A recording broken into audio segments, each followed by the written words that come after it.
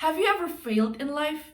Perhaps you have learned how to play an instrument but still have not gotten any better, failed on a test that you really studied for, or maybe were not accepted into your dream university.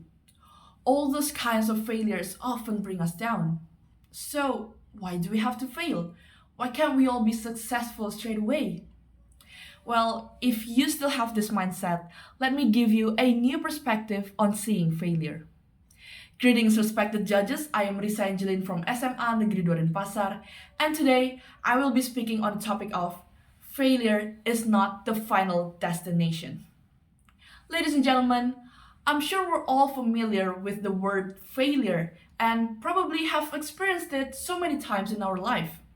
Failure is often viewed as something that we should be ashamed of or disappointed in.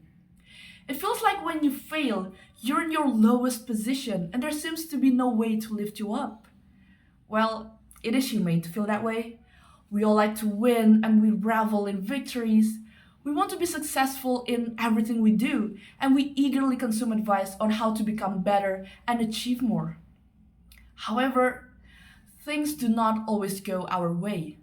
Sometimes we fail, and it is often hard for us to accept the fact that failure is not the end of everything.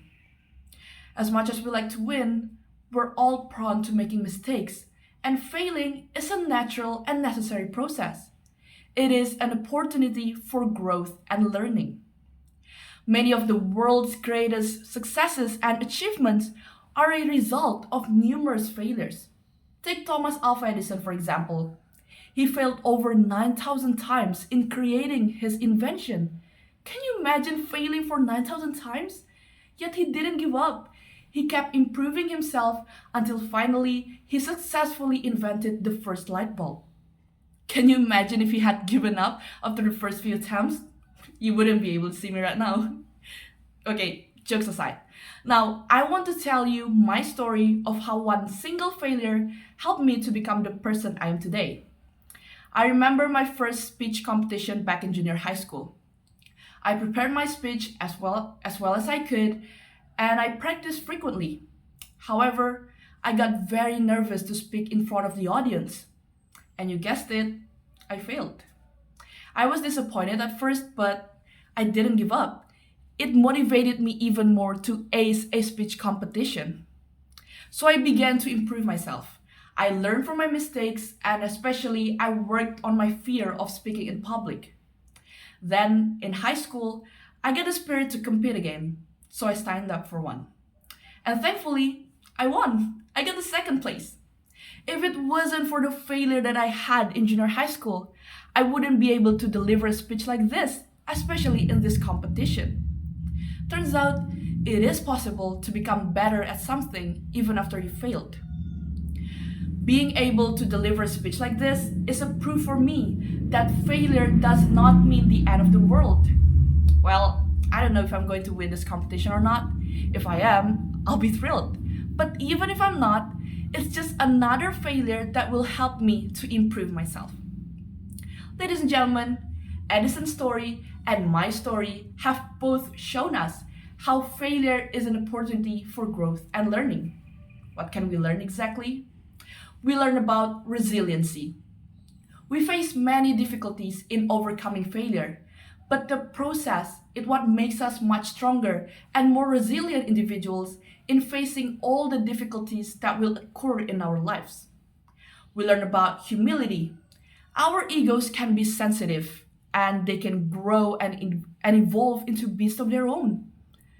Sometimes a healthy dose of failure is good for our ego.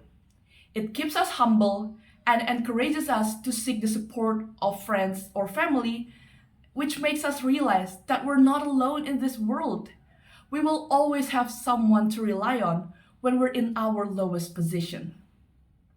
Another thing we learn is flexibility and adaptability. Every time you fail, you can't do the same thing over and over and expect different result. You need to adjust your goal. Or maybe you can still achieve your goal, you just need to adjust your approach. With this mindset, we can overcome any obstacles that come our way. So we have learned how to benefit from our failure. The next question is, how can we overcome our failure? Firstly, we need to embrace it and not be afraid of it. We need to understand that it is a necessary process and not something to be ashamed of. Secondly, we need to reflect on our failures and understand what went wrong. What's missing? What could I have done differently? Those are the questions that we should ask ourselves instead of, what if this is the end of me? Why am I so stupid? Why can't I succeed like anyone else? One thing to keep in mind is that everyone has their own path. You cannot force yours with others. We all have our own timing, and when the time comes, it'll be worth the effort. Thirdly, we need to use our failures as a stepping stone toward success.